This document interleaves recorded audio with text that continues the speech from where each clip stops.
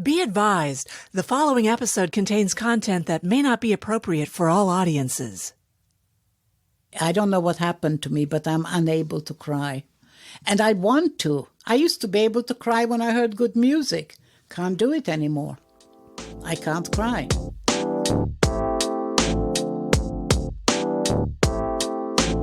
This is Diary of a Nation. I'm your host, Christina Zlotnick. My podcast explores the human experience in an effort to help us better understand one another. Holocaust survivor Kati Preston was born in Transylvania in 1939 at the start of World War II. Today, she lives in an 18th century farmhouse on 50 acres in rural New Hampshire. When she was 5, she spent 3 months hiding from the Nazis in a barn. 28 members of her family and 50 kindergarten classmates were not as fortunate. All 78 were exterminated at Auschwitz. Kati, it's an absolute honor to be with you today. Thank you. I have a real hard time with Auschwitz. I have not been there. I once in Poland. I had a ticket to go to Auschwitz on the train, and I chickened out because I was on my own, and I couldn't do it. And I've still got to do it because I have to do it for my family, and yet I haven't been able to do it yet. You know, we have no graves, we have no markers. All these people are just gone. There's a German word for it, Vernichtung, which is a very strong, to make nothing, to reduce to nothing, Vernichtung. And that's what happened to my family, and it's so sad. I imagine today that this interview will be the most consequential episode that I will ever record, and I thank you for welcoming me into your home and for being open to discussing the Holocaust. As I told you earlier, I was born in Germany to a German mother and an American soldier. My husband's family is Jewish, and I converted to Judaism myself. So I have a particular interest in helping you share your story. Let's start at the beginning. You were born... I was born in a small town called Nagyvárad, which is now called Oradea because it's now Romania. And I had a very happy, very well-off childhood. My parents, for those days, were considered rich. My mother had a very big fashion business. She employed 40 girls. And, she was making dresses for all the rich people from the whole area. My father had a fish business. He was wholesaling fish. There were big crates, wooden crates in the river that went through the town, and he wholesaled these live carp everywhere. And we always had a carp swimming in our bath. I remember that. And I remember going up to this carp and talking to it. I was about 4 and saying, "Look, I'm so sorry we're going to eat you, but you're going to taste so good." I was trying to cheer it up. And I had a wonderful childhood. I had everything that a child could desire. My parents doted on me. When I was born, they were considered older parents. My mother was 30 and my father was 40 when I was born. And I was an only child, and they spoiled me rotten. I had the most incredible room and beautiful clothes and every conceivable toy in the world. And it was a wonderful childhood. And, everybody in the house was always trying to please me. And I would be trotted out to my mother's customers and shown and wearing beautiful dresses. And my hair was always done up, and I was always curtsying to these ladies. And they were always patting me on the head, telling me how beautiful I am and what a lucky little girl I am. And I was a very lucky little girl. And I adored my father. I was my daddy's little girl. He was the pivotal character in my life. He was tall and handsome and dark, and he would throw me up in the air and catch me. And he would sit with me for hours on the balcony, teaching me all about the stars, every constellation. I still know every constellation in Hungarian. That hasn't changed. And he was a very kind man. For those days, children weren't supposed to be conversed with. They were told what to do. Go here, go there, do this, do that. He was always explaining things to me. He was always telling me why I should be doing something. And he would give me money when I went for walks and wanted to make sure that I gave it to the poor. And I would say to him, well, what if they don't need it? And he says, no, you don't understand. If somebody is begging, you are supposed to be good and give it to them, because here, but by the grace of God go you. Just because your parents are rich, it doesn't mean that beggar is not as good as you are. That beggar is like you, except he has no luck and he doesn't have a daddy like you have. And this has taught me a lot. He was a very kind man, and he shouldn't have been murdered for being a Jew. I mean, why? Well, never mind. It's hard for me to understand it. It was hard for me to understand then, and it's hard for me to understand now. And then my beautiful life very slowly started to unravel. At first, I was taken to visit the local church by one of the maids to see the little display, the Christmas display, and I stole baby Jesus. I stuck him under my coat and went home with Jesus because it was a different looking doll. I had dolls, but not that one. And my mother takes my coat off and she says, oh my God, they're going to say the Jews are stealing Jesus. You better go back there and apologize. So I was dragged back to that church, and there was this very tall, very gaunt-looking priest with a huge nose, like a toucan. And he waved his bony finger at me and told me that I would go to hell for stealing Jesus, and I should never steal anything, especially in a church. And, I was terrified. I never, ever wanted to be near a church. I mean, churches send you to hell. The whole analogy was pretty scary. And then my parents decided at this point that I was an out-of-control 4.5-year-old, and they got me a governess. Fräulein, which means miss in German. That's what I called her. She was an Austrian lady with a bun on her head and a very, very thin mouth. She had lips like a mailbox, Very, very strict. She never smiled, and she made my life absolute hell. And my parents kept saying, yeah, but Fräulein knows, and she knows how to bring up a young lady, and you have to be a young lady from a good family. They all have to have a governess. And, in their sort of ignorance, they decided that I needed to be ladyfied. So here was Fräulein, who, in all fairness, in a mere 6 months, managed to teach me to read, write, and speak German. So you can imagine the regime was very strict. And table manners, like I had to have a hard-boiled egg under each armpit so that I wouldn't flap my wings at the table. And then I had to have a ruler at the back of the chair, which tied around my neck and around my waist for posture. And it worked. I still have good posture. And I wasn't allowed to eat on the street. And, to this day, every time I'm on the street, I'm eating. I'm rebelling. Defying. I'm 81 years old, and I'm rebelling against Fräulein. And I hated Fräulein, and I kept complaining, and they said, oh, no, Fräulein is good. She knows best, blah, blah. And then things started to change, People always say to me, well, why did the Jews agree to go to the camps? It wasn't quite like that at all. It was a slow erosion of your liberty. They started taking things away from people. First, people couldn't go to college anymore if you were Jewish. Then you couldn't go to high school. Then you could only go to Jewish school. I wasn't allowed to sit on my favorite bench at the park because that wasn't a Jew bench. They designated benches where Jews were allowed to sit, and they weren't allowed to sit anywhere else. I wasn't allowed to go to the local swimming pool with my father anymore because I would contaminate it. I was a Jew. And my very first experience of real anti-Semitism was my mother was walking with me. She said to me, I have a present for you. And she brought this beautiful yellow star, which she sewed onto my coat. And she says, from now on, when you go outside, you have to wear this star. And I was so happy about it. You know, little girls like shiny things. And here we are going down the road, holding hands, and I'm skipping like all kids do. We're going to buy some pastries. And the man comes opposite, and he stops and looks at me. And I look up at him, you know, sort of expecting him to say something nice about my beautiful star I'm so proud of. And he looks at me and he spits in my face. And the spit runs down from my face onto my star. And I look up at my mother, horrified.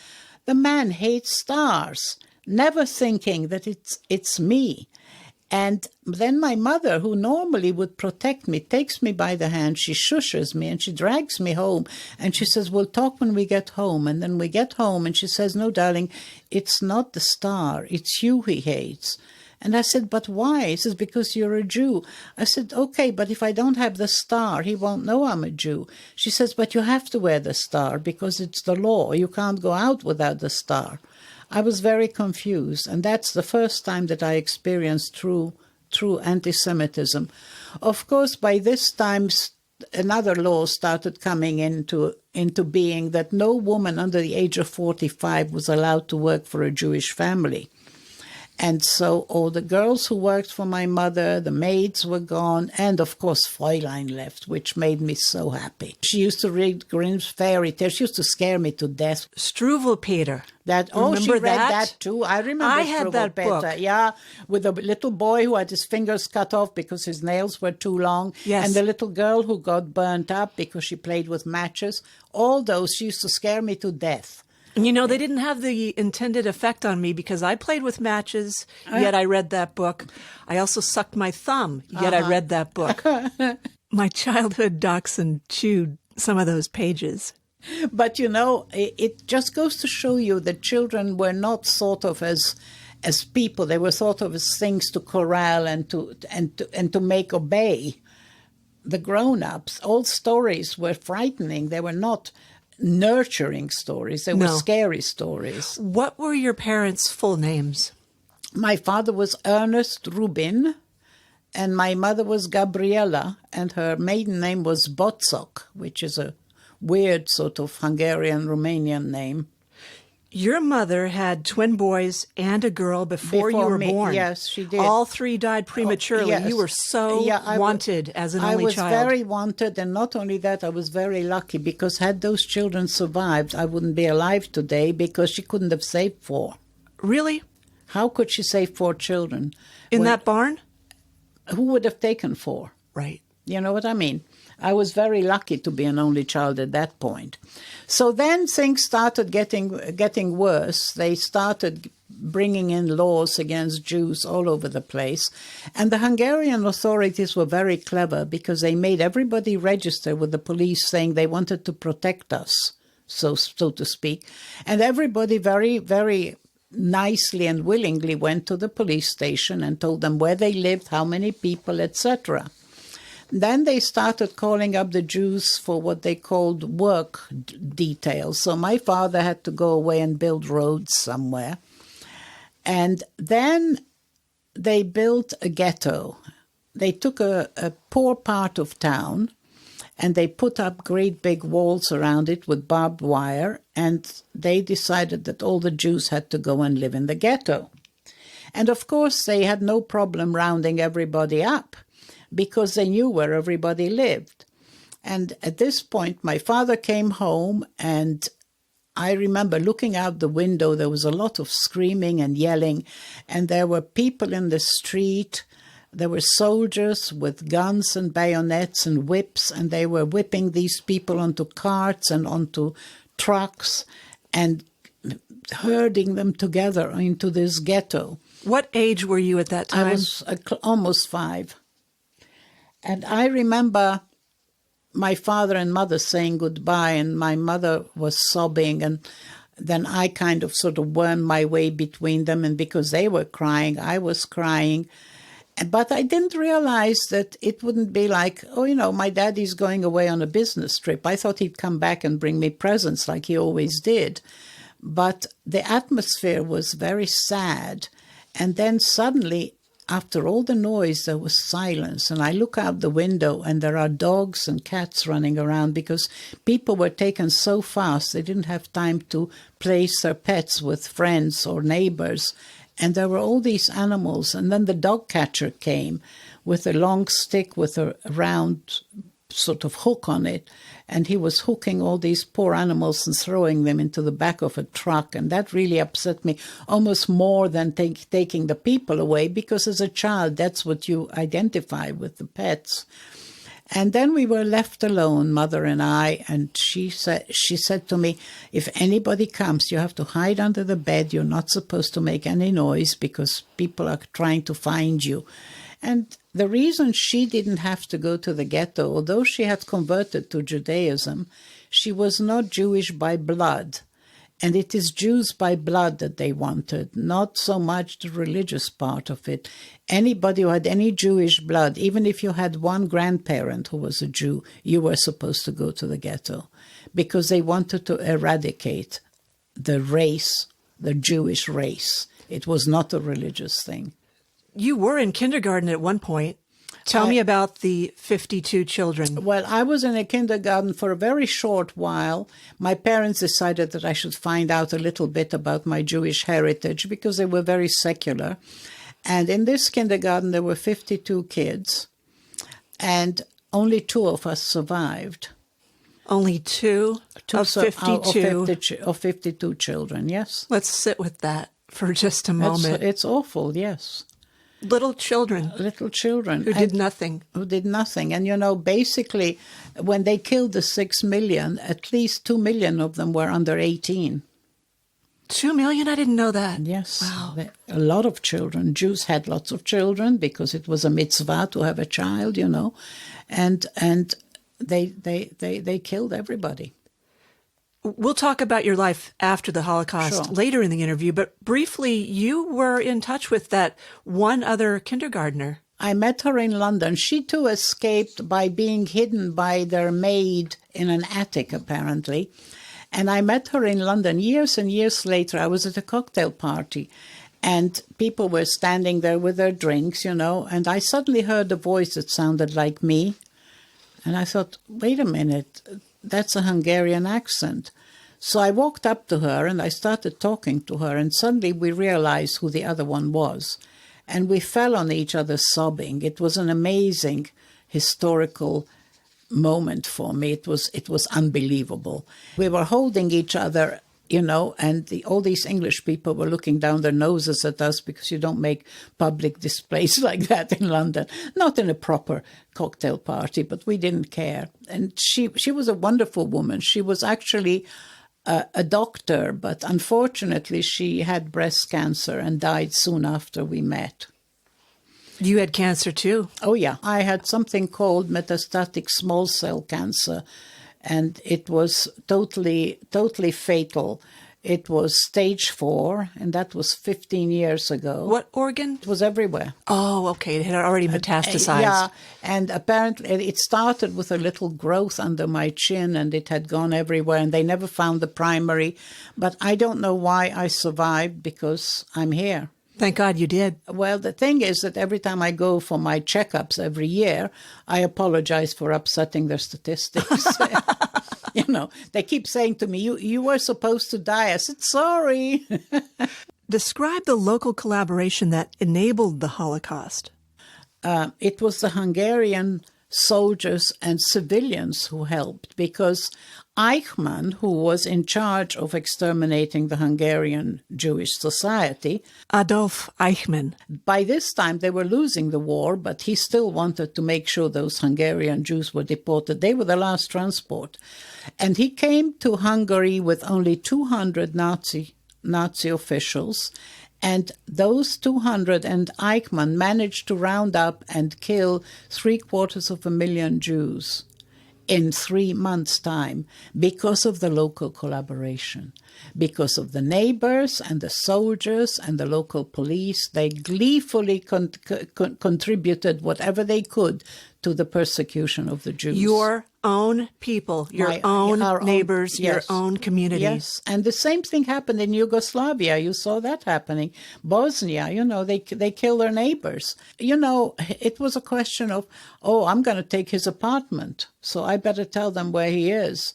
If he's hiding, let's get rid of him so I can have this and I can have that. And it wasn't as if Jews were rich. They weren't rich. I mean, the Hungarian Jews were very assimilated. And okay, my parents were considered well off, but it's not like we didn't even have a car. It's not like we were rich like in today's concept. But people were considered better off because they were educated and they were ambitious and they tried to better themselves and they were not reliant on society, so they were hated for it. And also, every society has to look down on somebody to make them feel better. It's like the politics today. We have today, unfortunately, a president who manages to arouse the worst instincts in the lowest of the low. The poorest people who live in shacks are the ones his biggest supporters, because he tells them, you're better than those black and brown people. You're going to be rich because they're going to be got rid of and you have every right to lord over them. And people buy into this. They do. It's very dangerous. And that's what the Nazis did. You were eventually taken to live with a farmer your family knew. After they were all deported to Auschwitz. By this time, I was hidden. A milkmaid who used to bring our milk came to see my mother and said to her, "Where's your child?" And my mother says, "I'm hiding her. Don't make any noise." She says, no, let her come to my farm. She'll be much safer there. There's nobody there. And, you can't hide her here. Everybody knows where you are. Let her come to my house. This woman was very grateful to my mother because she was an orphan, and my mother made her a wedding dress when she got married a few years before this. And by this time, her husband was away in the army somewhere. And she took me in her cart, and we went all the way to her farm. And when we got there, I sort of expected to go to her house, but to my surprise, she stopped in front of this little barn that had two stalls, one for the horse and one for the cow. And she made me go upstairs on this rickety stairs to this little barn attic area that was full of hay. And she said, "You're going to have to live here." And I said, "But why? I don't want to live here. I want to go to your house." She said, No, you don't understand. People want to kill you. You have to hide here. And if anybody comes, you have to make yourself very, very small and not make any noise at all. This was a Christian peasant named Elizabeth. Elizabeth. She was a simple Christian peasant girl who did the right thing. Very rare in those days, but she didn't buy into the persecution, obviously. Well, and she paid some price, too, for keeping you. No, she didn't. Well, in terms of being... her she house could being have. ransacked. But she could have been killed if of they course, had found which would me. be worse. Yes, but they came to look for me, and they were slapping her around, saying, "Where's the Jew? We have information that you're hiding a Jew." And she says, "There's no Jew here. Go look at my house." And how do you think they figured that out? Because I found out later, one of my mother's girls who worked for her figured out that I wasn't at home and that my mother wasn't sad enough, so I must be somewhere else.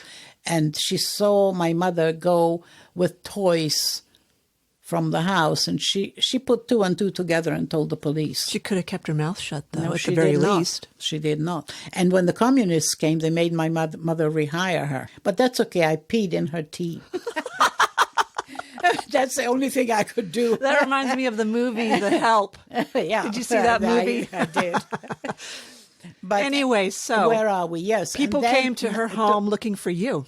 Looking for me, and they didn't find me. They ransacked her house. They threw everything around. And then as they were leaving, one of them stopped outside the barn and says, "Oh, wait a minute. The Jew might be up there." So they came charging up these stairs, three of them wearing the green uniforms with the black feathers in their hat, with their bayonets, and they started poking the bayonets all over the hay looking for me.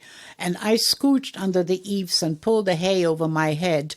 and made myself really, really small. And I remember my heart was beating so loud, I was worried that they would hear it. It sounded like a drum to me.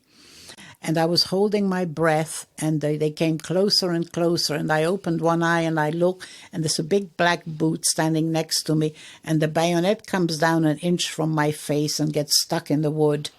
And then he pulls it out, and they leave.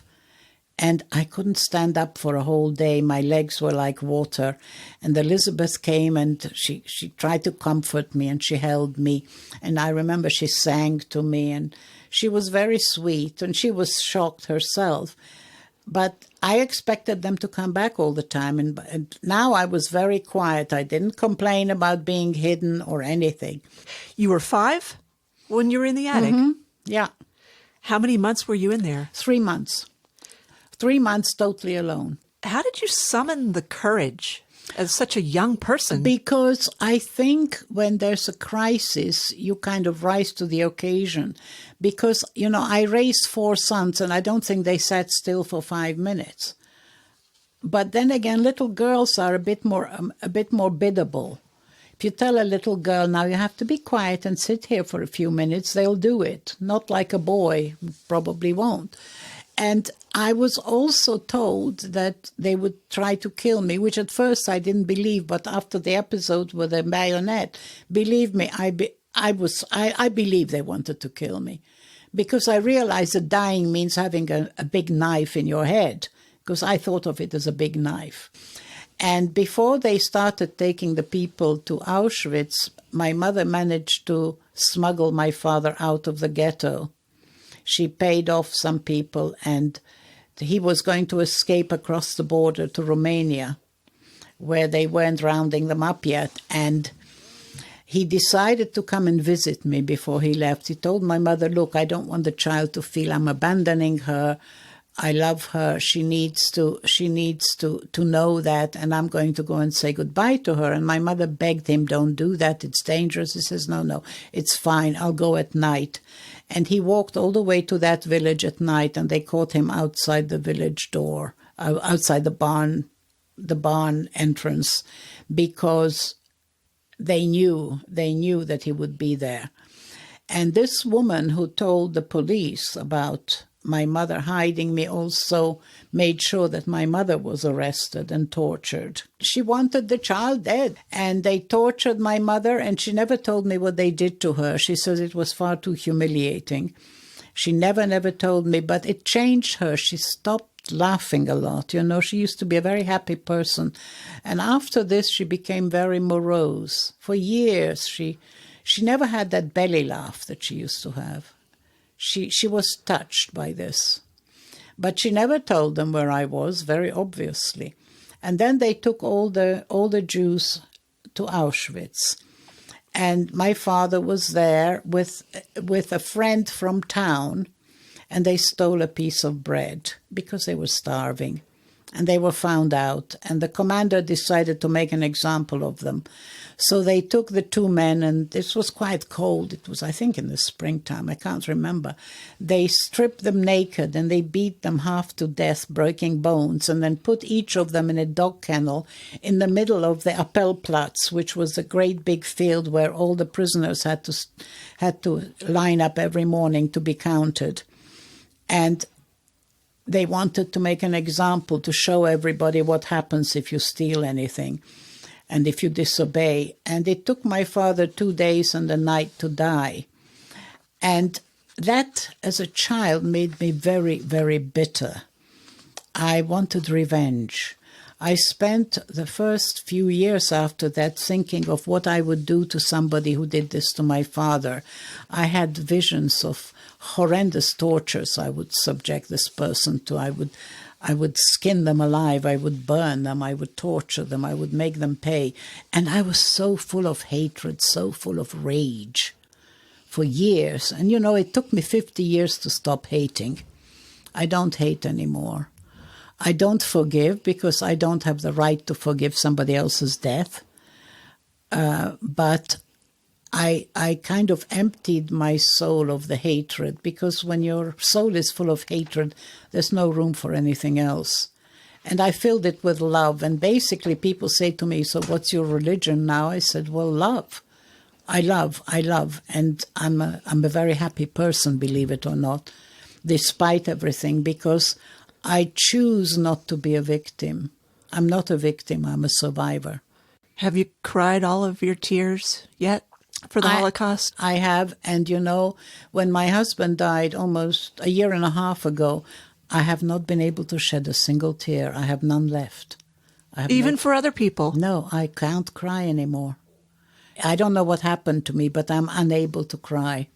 And I want to. I used to be able to cry when I heard good music. Can't do it anymore. Back in the attic, how did you play? What did you do to pass the time, too? Well, basically, I wasn't allowed to leave the attic, and I wasn't allowed to have too many toys in case they found them. So I played with little stones. I was making games out of it. She made me some corn dolls out of hay. And I played with spiders. There were big black spiders that used to scare me. And slowly, being bored and being alone, I made friends with them. They didn't bite. And I caught one of them and I tied a string to his leg and I led him around and he was my pet. And then the leg came off and I felt so guilty. I maimed my friend.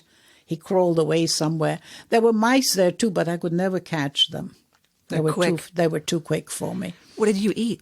She brought me food every day. I drank a lot of milk and I ate lots of potatoes and, she would bring me food, whatever she had. After my mother came to get me when the war broke out, and I was, she comes and she says, oh, thank God the war is broken out. Everybody was happy about the war. And I said, what happened? She said, oh, the Russians will come and they'll be very nice and they're not going to kill the Jews and we can go home and everything will be wonderful. And we said a tearful goodbye to Elizabeth. I still remember her standing at the end of the road waving her handkerchief at us. And we went home and I was very happy to be home, except there was no electricity, no heating and no food. We had no food at all. My mother found a few potatoes in the basement, which she cooked in very imaginative ways. And that was all. And we would go out in the woods and forage around for mushrooms and things, but there was nothing to eat. And the war was raging. There was an air raid every couple of hours, and everybody would run down to the cellar. And then when the air raid was over, we'd come back upstairs and up and down and up and down. And at one point, we stopped going to the cellar because we just watched the war from the window. There was nothing we could do. Even if we had been in the cellar, had we had taken a direct hit, we would have died. And I remember watching from the window, and there was a horse and cart going past the house and with somebody's belongings. And suddenly the horse drops in front of our house, and the guy gets off the cart and starts kicking the poor horse to make him get up, but the horse was definitely dead. So the guy eventually realized this, and he unhooked his cart and started pulling it away by hand and left this horse there. And within minutes, doors and windows opened, and people ran out with dishes and with knives, and they started skinning this horse. And it was cold, and I remember as they pulled the skin off, there was steam coming out of this animal, and people were hacking away at this animal, and everybody was running, eating bits of this horse. And they even took the bones to make soup, and we were all eating this, and it tasted very good because we were starving. And, it was amazing because I wouldn't eat a horse now. I had 2 horses myself here. They died of old age. I love horses. It's like eating your dog. You don't eat your animals, but when you're hungry, you'll eat anything. And, when I speak in schools, I explain to children that hunger is not like, oh, I'd like a sandwich. It's not like that. It gnaws at your stomach. You have a headache. You hurt. Hunger hurts. It smells weird. You smell different. Your breath smells. Your mouth is dry. And all you can think of is food. It's very, very compelling, that's all you can think of. And the war was raging and the bombs were falling, and then they the Russian army started coming across the river. We overlooked the river, and they were coming down the frozen embankment across the frozen river and up on this side, and they were being machine gunned. And as they were machine gunned, they sort of fell where they were, and it started building up like a big wall of corpses. You couldn't see the river anymore. And when the last lot came over the top, I don't know whether the people on this side stopped shooting or ran away or ran out of bullets, but they weren't shooting anymore. And we were under Russian occupation. Well, they were not warm and fuzzy. They were not very nice. They were raping the women. They were stealing everything they could get. And they had two obsessions. One was women and one was wristwatches. They all wanted wristwatches. And I still remember they were yelling, "Davai barishnya," which means give me a woman, and "Davai chas," give me a watch. And they would have wristwatches up and down their arms. You could actually get away from getting murdered if you had a wristwatch to trade for your life. My mother made a false wall in our bathroom, and she hid most of the local women there. And they were all cowering there and scared, and we were still starving, very hungry. And then my mother decided to take things into her hand, and she decided to go and talk to the local commander. And she made herself look old. She was a young woman, pretty young woman, so she blackened her teeth and put some chalk in her hair and drew some lines on her face. And she put a pillow on her back under a long grey dress and scrunched over with a scarf, pretending to be a very old woman, like somebody who was so old she's trembling when she walks. And she walked to the local commander. To her surprise, this was a young woman. By this time, the Russians lost so many people that they were advancing young women and men into high positions. And this young woman was the local commander, and my mother, through the interpreter, told her, "Listen, I'm a dressmaker. Come to my house and I will make you a beautiful dress. That uniform doesn't do anything for you." And this young woman came to our house, and I remember my mother taking a drape off one of the windows that still had one, and she made a dress for her. And the woman was delighted, and suddenly we had food. We had so much food. We had even had a piece of chocolate. And all the women in the hidey hole were eating, and unpicking all kinds of materials so my mother could make dresses, because she started bringing the other soldier girls. And it was all very well, but we still couldn't go out. So my mother said to her, "Listen, we need a guard of some sort." And then they sent us a guard. They sent us two, actually. His name was Ivan. He couldn't have been more than 17, tall, pretty young boy with blonde hair. And he had a sidekick, an older fat gentleman who was playing the accordion the whole time. And these guys were very drunk all the time. They drank anything they could lay their hands on.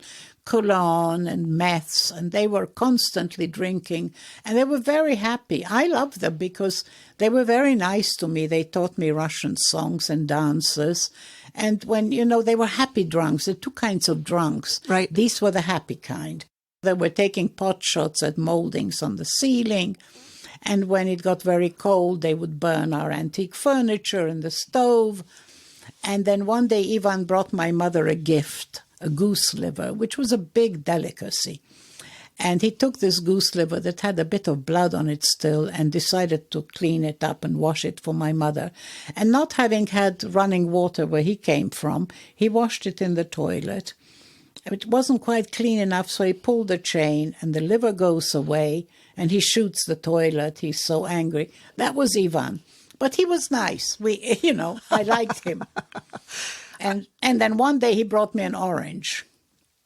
I'll never forget, I was sick in bed, and he brought me this parcel of white paper, and I opened it up, and I remember this orange. It was like the rising sun and that wonderful odor.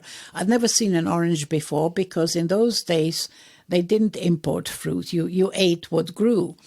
And this orange was like magic. And then my mother opened it up and gave me bits of it, and then she candied the rest, and she only let me have it when I was sick, and I wanted to be sick all the time so I could eat the orange. And to this day, I always have an orange in my house.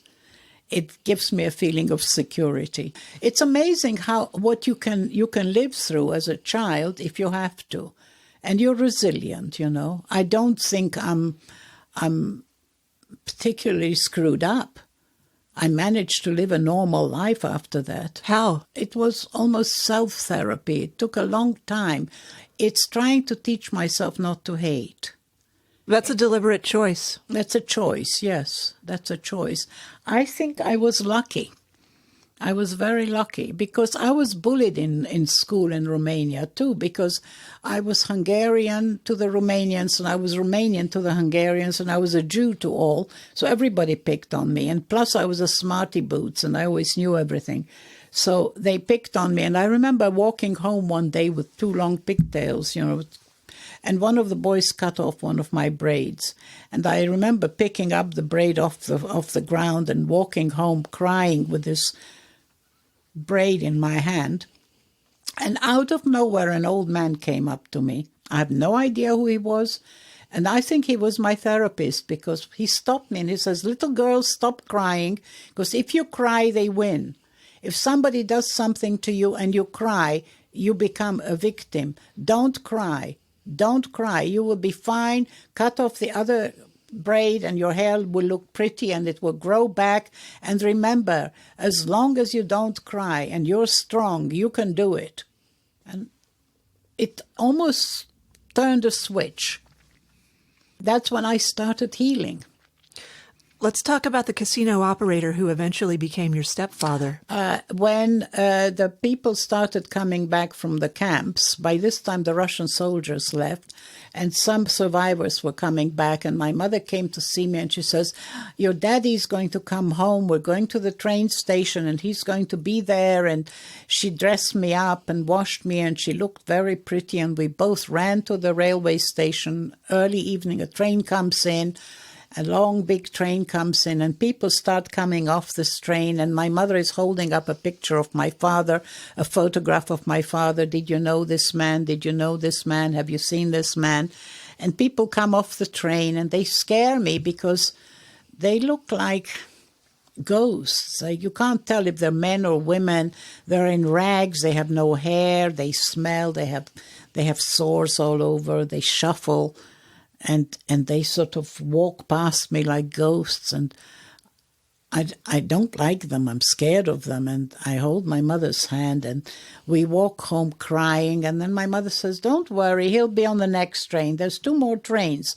Daddy's not going to forget to come home. He will be here."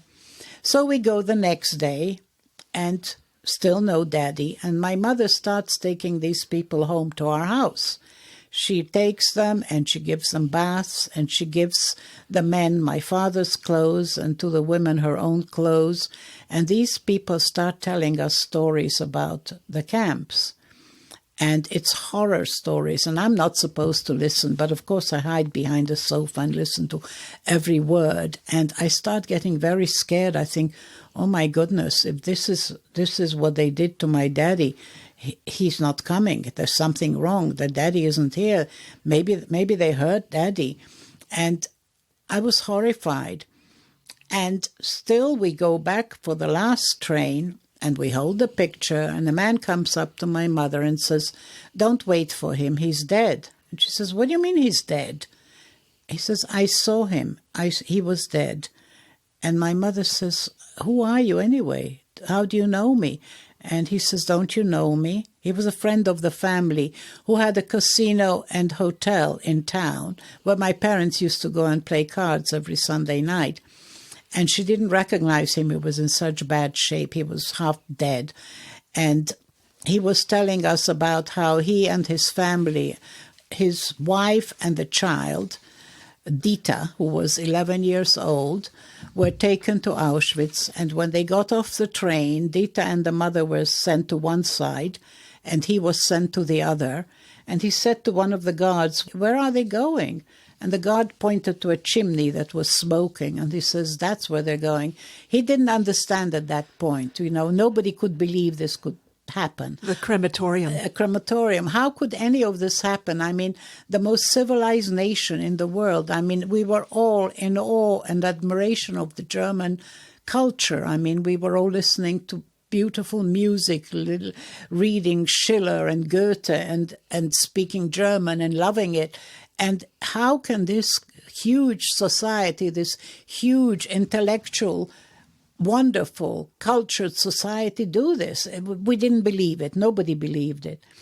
And then he eventually got into the other side of the ghetto, and he started to realize what happened to his family, and he was very broken.